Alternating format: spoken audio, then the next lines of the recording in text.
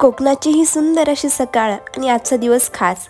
माझी इथालची पहिली नागपंचमी. पिढ्यानपिढ्या चालत आलेली नागपूजेची परंपरा पण यंदा कोकणात दिसते आहे एक वेगळी सौजन्य. नमस्कार मंडळी, पुन्हा एकदा तुमचं नवीन एका व्हिडिओमध्ये खूप खूप स्वागत आहे. सर्वांना श्री स्वामी समर्थ.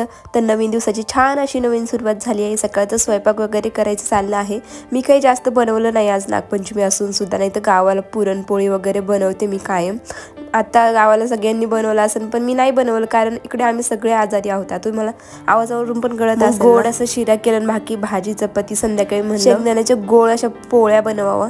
ते तर तुम्हाला दिसेलच पुढे मी काय बनवलं काय नाही. ते शिरा वगैरे बनवलं होता छानपैकी. पहिलं ते खायला घेतला आणि बाकी म्हणलं थोडंसं नंतर करावं, कारण भूक खूप लागली होती. काल भावाचा उपवास होता आणि तो सोडायचा नसतो, त्यामुळे मग काय काल दिवसभर पण धरला. इथे भाजी चपाती शिरा वगैरे सगळं झालं होतं आमचं. आता आम्ही इकडे महाड कोकणामध्ये आहोत. तर इकडची नागपंचमी कशी साजरी करतात ना, तर ते तुम्हाला आजच्या व्हिडिओमध्ये पाहायला मिळणार आहे.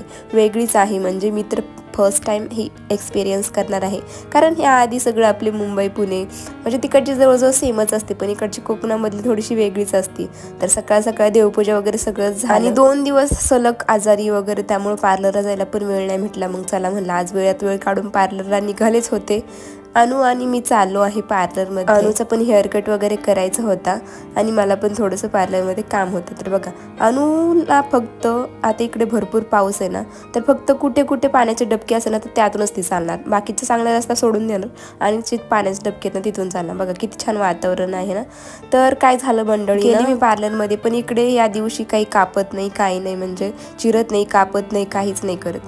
मग काय येताना थोडंसं सामान वगैरे घेऊन आले, कारण ग्रोसरी थोडीफार संपली होती.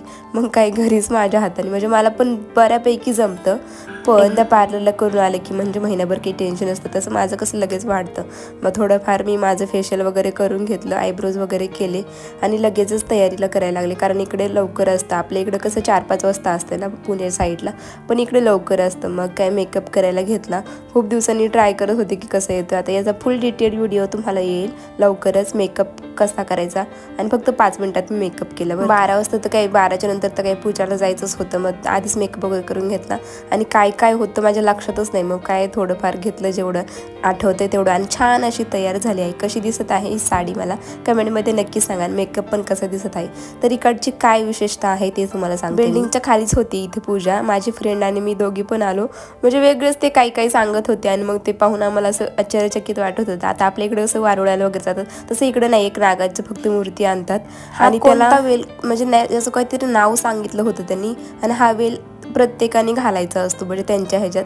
आणि बाकी काही एवढ्या जणी होत्या की ती नागाची मूर्ती वेलांनीच पूर्ण भरून गेली.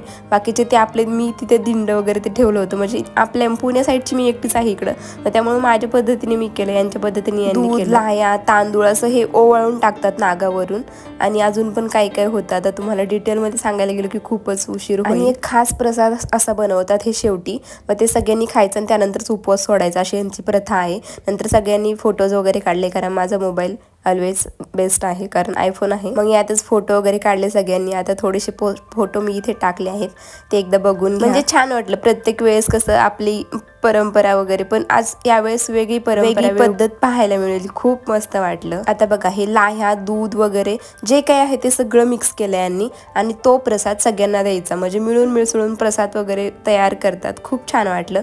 आपल्या इकडे असं काही नसते, फुगडे वगैरे खेळलं की झालं. साखर वगैरे, म्हणजे खूप टेस्टी प्रसाद होता. म्हणजे त्यांनी इन्स्टंट बनवलं 5 मिनिटात आणि एवढं छान वाटलं. मग घरी आल्याच्यानंतर थोडंसं म्हटलं कसं दिसतंय, कारण हा पूर्ण लुक मी दाखवलाच नव्हता. तर एका बड्डेला जायचं होतं, मग मिस्टरच गेले फक्त, कारण आमची तर काही तब्येत बरी नव्हती. मग त्यांना गिफ्ट वगैरे पॅक करून दिलं, मीच पॅक केलं. आणि नंतर संध्याकाळी छान अशा गरम गरम पोळ्या तयार केल्या. खूप मस्त झालं, खूप जास्त. शेंगदाण्याच्या पोळ्या बोलतात बरं का, म्हणजे शेंगदाणे आणि गुळ बारीक करायचा आणि जसे आपण पुरणपोळी भरतो ना तशाच ह्या पोळ्या भरायच्या. खोकला असल्यानंतर डाळिंब खा बरं का तुम्ही, म्हणजे डाळिंबनी खरंच खोकला जातो. आता माझा थोडासा आवाज येतोय पण ठीक आहे, म्हणजे जाईल 2-3 दिवसामध्ये. आता कारण आल्याच्या नंतर 2-3 दिवस तर काही राहतोच. नंतर छान पूजा वगैरे केली, कारण 5 वाजले होते. 5 वाजता मी स्वयंपाक वगैरे आवरून घेतलं. पूजा वगैरे झाल्यानंतर बघा एवढा पाऊस ह्या टायमाला पण, म्हणजे पाऊस खूपच जास्त येतोय. बरं झालं आम्ही पूजा वगैरे आवरली आणि त्यानंतर पाऊस सुरू झाला. म्हणजे पाऊस इकडे कंटिन्यू चालूच आहे, पण बरं झालं आमची पूजा तरी झाली. म्हणजे म्हणजे देव आम्हाला पूजा करायची होती म्हणून पाऊस थांबवला होता असं काही म्हणायला हरकत नाही. बघा कोकणातलं एवढं छान वातावरण आणि ह्या छान वातावरणासोबत आम्हाला इथे शिवरायांच्या पावनभूमीत राहायला भेटतं. खूप छान वाटतं, खूप मस्त. कारण रायगड हा पूर्ण कोकण भाग आहे, त्यामुळे सगळं कोकणी छान वेगळं फील होतं काहीतरी. म्हणजे आपल्या इकडंच, म्हणजे आता लहानपणीपासून आपल्या इकडंच असतो, मग थोडंसं वेगळं वाटतं काहीतरी. आणि थोडे दिवस म्हणजे ठीक आहे, थोडे वर्ष नाही तर कायमचं नाही राहू शकत खरंच. आपलं गाव सोडून आपलं पुणे ते नंतरचे सेट वगैरे घातलं होतं मगाशी, मग तेच आवरायचं काम चालू होतं. थोडंसं म्हणलं नीट करून ठेवावं, कारण हे 1 ग्रॅमची ज्वेलरी जशी आहे तशीच ठेवावं लागते, नाहीतर ती खराब होऊन जाते. आता मी जवळजवळ 4-5 वर्ष वापरत आहे, जशी आहे तशीच आहे, काही नाही. फक्त वापरून झालं की जसं आहे तसं ठेवायचं.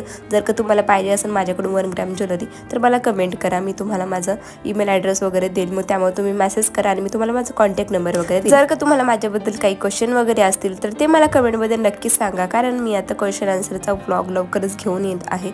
पण जर का तुमचे काही क्वेश्चन असतील, चला तर मंडळी हा व्लॉग इथेच एंड करते. कसा वाटला कमेंट करून नक्की सांगा. आवडला तर प्लीज लाईक करा, चॅनलला सबस्क्राईब केलं नसेल तर लवकर करा. भेटू आपण उद्या. बाय.